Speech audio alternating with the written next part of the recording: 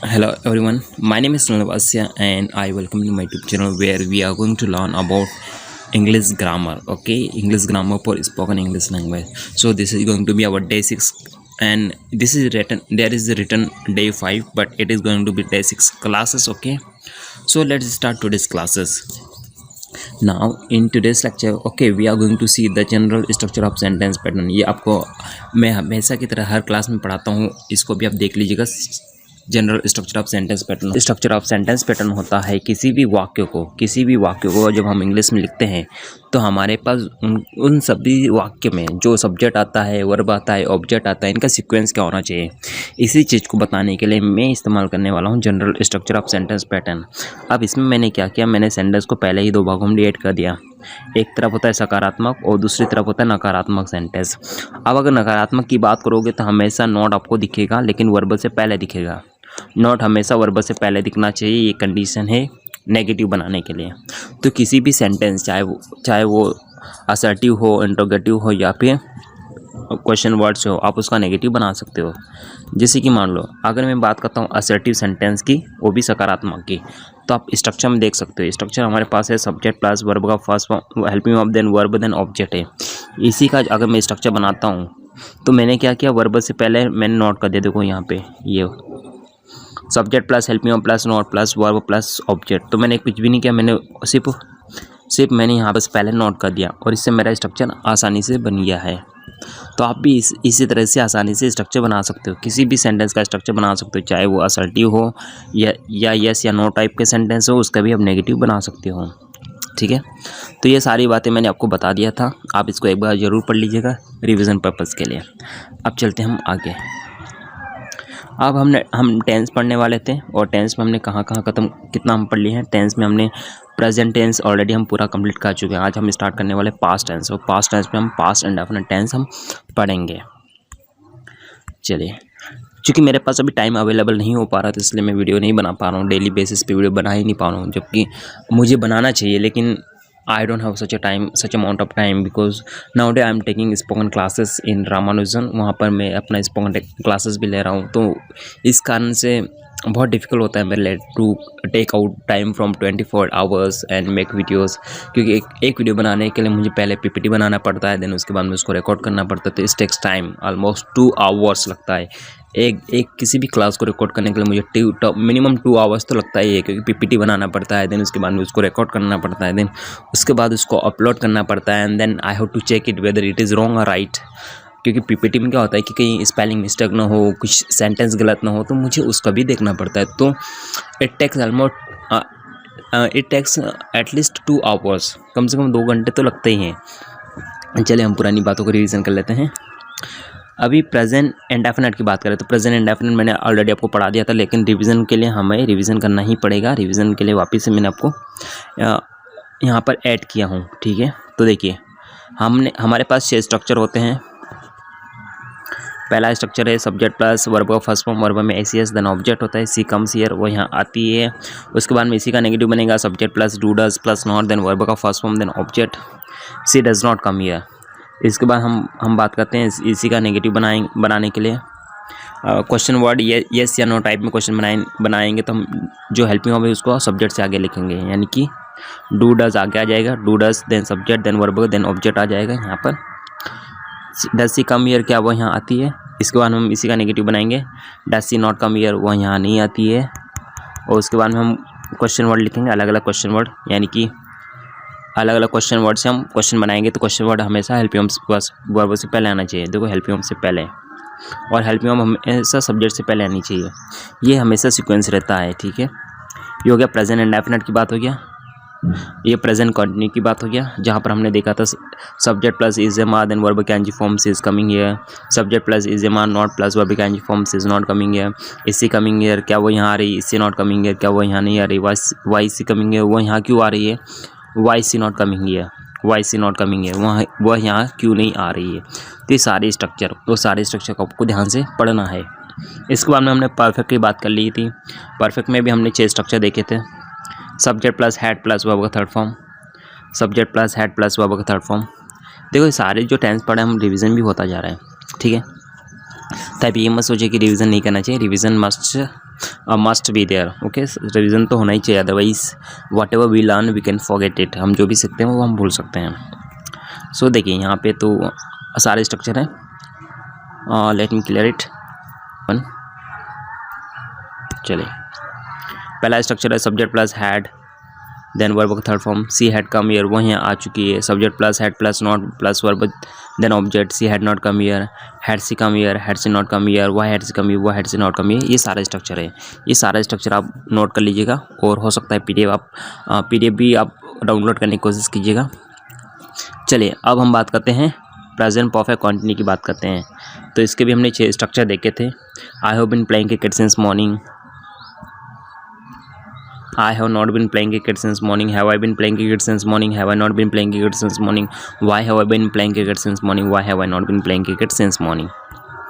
आई hope कि आपको यहाँ तक सारी बातें समझ में आ गई होगी। अब हम पढ़ने वाले हैं पास्ट टेंस। पास्ट टेंस में हम पास्ट इंडेफिनिट पढ़ने वाले हैं। अब देखिए पास्ट इंडेफिनिट होता क्या है। अब यहाँ से हमारी एक्चुअल में क्लास स्टार्ट होती है। पास्ट इंडेफिनिट का मतलब होता है भूतकाल में हुई बातें, जो भी आपकी बातें भूतकाल में हो चुकी है, जो भी घटना हो चुकी है। जैसे अगर मैं कल की बात करूँ तो मैं कल मार्केट गया था, मैंने पानी पिया था, मैंने पानी पता से खाए थे, मैंने दोस्तों से मिला था, मैं उनसे बातें किया था। यानी कि जितनी भी घटना जो पास्ट में हो चुकी है उन घटना को बताने के लिए हमें पास्ट इंडेफिनिट का इस्तेमाल करना पड़ेगा, पास्ट इंडेफिनिट का यूज़ करना पड़ेगा। अब अगर इसकी पहचान की बात करें तो हिंदी भाषा में इसको हमेशा ता ती थे या ई ए या फिर ऐसे शब्द आपको दिखाई देंगे। जैसे कि एग्जाम्पल के लिए लिख लेते हैं, मैंने आज उसे बस स्टैंड पर देखा, मैंने आज उसे बस स्टैंड पर देखा, यानी कि उसका काम पास्ट में हो गया। I saw him at bus stand today, I saw him at bus stand today. अब देखिए ये तो हमने पढ़ लिया कि हम क्या इस्तेमाल करने वाले और कैसे सेंटेंस बनाने वाले, लेकिन हमें ये देखना है कि हमें इसका फॉर्मूला क्या बनेगा, कैसे हम इसको स्ट्रक्चर में इस्तेमाल करेंगे। तो देखिए अब हमारे पास आ चुका है formula. Now we have formula, okay.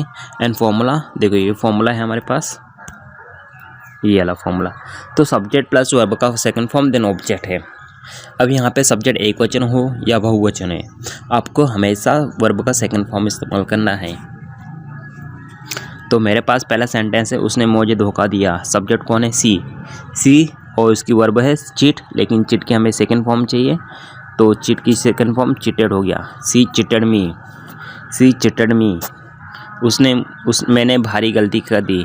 I made a blunder, I made a blunder. तुमने मुझे निराश किया।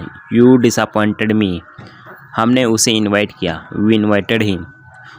वो तुमसे कुछ कहना चाहता था। He wanted to say something to you, he wanted to say something to you.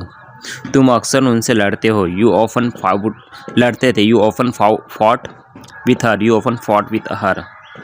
उसने मुझे बर्बाद कर दिया। बर्बाद इन द सेंस रूइंड होता है, रूइंड मतलब बर्बाद करना। See ruined my life, see ruined my life. Okay guys, so that was. अब यहाँ पे आपने समझ गए होंगे कि हम सेंटेंस कैसे बना सकते हैं। आपको सब्जेक्ट देखना है, देन वर्ब का सेकंड फॉर्म, देन ऑब्जेक्ट लगाना है। जो भी आपकी पास एक्शन थी उनके लिए आप बना सकते हो।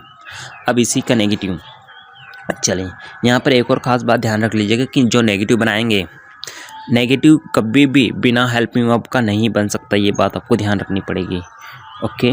बिना हेल्पिंग वर्ब का नेगेटिव कभी भी नहीं बन सकता है। यहाँ पे स्ट्रक्चर में थोड़ा सा गड़बड़ है, आप इसको नोट कर लीजिएगा। जो हमारा करेक्ट होगा वो होगा, अच्छा चलो सही है। देखिए अब नेगेटिव बनाने के लिए हमें यहाँ पे कंडीशन दी है कि हम नेगेटिव कैसे बना सकते हैं। तो पास्ट इंडेफिनिट के नेगेटिव सेंटेंस में डिड नॉट या फिर डिन का प्रयोग होता है। डिड नॉट, और डिड नॉट को ही हम डिन बोलते हैं, डिड नॉट को ही हम क्या बोलते हैं? डिन बोलते हैं। इसमें वर्ब की फर्स्ट फॉर्म आएगी। देखो अब हमेशा आपको वर्ब की फर्स्ट फॉर्म लगाना है। एक रूल्स मैं आपको बता रहा हूँ, हमेशा ध्यान रखना। चाहे हमारे पास डू हो, चाहे हमारे पास डज हो, चाहे हमारे पास डू हो, चाहे हमारे पास डज हो, चाहे हमारे पास डीड हो, हमेशा वर्ब का फर्स्ट फॉर्म ही लगाना है हमें इसके बाद। तो यहाँ पर जैसे हमारे पास आ चुका है, यहाँ पर हमारे पास आ चुका है डिड, तो डिड के कारण हम वर्ब की फर्स्ट फॉर्म लगाएंगे। मैंने आपको कॉल नहीं किया। I didn't call you. मैंने ऐसा तो नहीं कहा। आई डिडंट से सो। तुमने वादा नहीं निभाया, you didn't keep the promise, you didn't keep the promise. उसने तुम्हें थप्पड़ नहीं मारा, उसने तुम्हें थप्पड़ नहीं मारा, शी डिडंट स्लैप यू, वो मुझसे बात नहीं करना चाहता है, he didn't want to talk to me, he didn't want to talk to me, मैं नहीं जानता था, आई डिडंट नो। ठीक है, तो ये सारे जो सेंटेंस बने एक्चुअल में ये सारे हमारे पास डिड हेल्पिंग वर्ब की सहायता से हमने बनाए हैं और साथ में हमने नॉट लगाया है और उसके बाद में वर्ब की फर्स्ट फॉर्म लगाया है। आई होप कि आपको यहाँ तक सारी बातें समझ में आ रही होगी। अब हमें बनाना है येस या नो टाइप में। तो येस या नो टाइप में बनाने के लिए आपको हमेशा से आपको पता होगा कि हमें क्या करना है, हमें हेल्पिंग वर्ब को आगे रखना है और हेल्पिंग वर्ब हमेशा सब्जेक्ट से आगे आएगी। देखो यहाँ पे हेल्पिंग वर्ब क्या है, डीड है और ये हमेशा सब्जेक्ट से आगे आ गई है। ये हमारे कौन सा स्ट्रक्चर हुआ, ये हमारे येस या नो टाइप में हुआ। तो हमारे पास पहला क्वेश्चन है, उसने ऐसा कहा, डिड ही से सो, डिड ही से सो, क्या तुम भूल गए, डिड यू फॉरगेट, क्या तुमने खा लिया, डिड यू ईट, क्या आप बाइक चलाते थे, did you ride the bike, क्या आपको ये गिफ्ट अच्छा लगा, did you like this gift. ये वाली सेंटेंस आई होप कि आपको समझ में आ रहे होंगे। अब इसी में अगर नेगेटिव बनाना है तो आपको वही ध्यान रखना है कि वर्ब से पहले आपको नोट करना है, वर्ब से पहले आपको नोट करना है, आप आराम से इसका नेगेटिव बना दोगे। जैसे कि हमारे पास कुछ सेंटेंसेस हैं, स्ट्रक्चर हमारे पास है did plus subject plus not plus verb का फर्स्ट फॉर्म देन ऑब्जेक्ट है।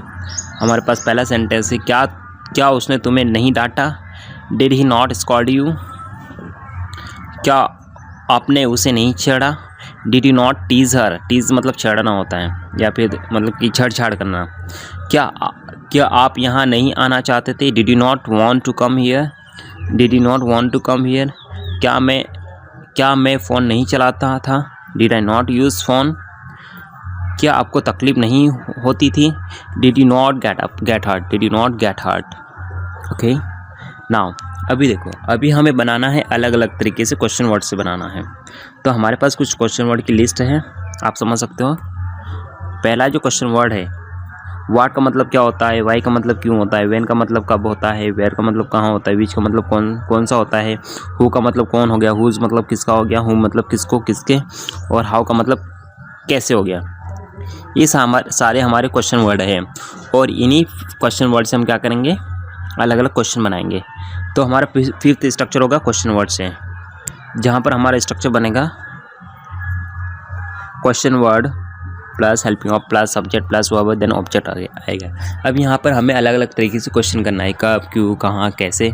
जैसे मुझे कहना है कि मैंने तुम्हें कहाँ देखा था, तुमने उनसे कब बात की थी, तुमने उनसे क्यों नहीं बात की थी। सारे सेंटेंस हम बना सकते हैं। तो पहला सेंटेंस, आज आपने क्या खाया, what did you eat today, आपने ऐसा क्यों कहा, वाई डिड यू से सो, वो यहाँ क्यों आता है।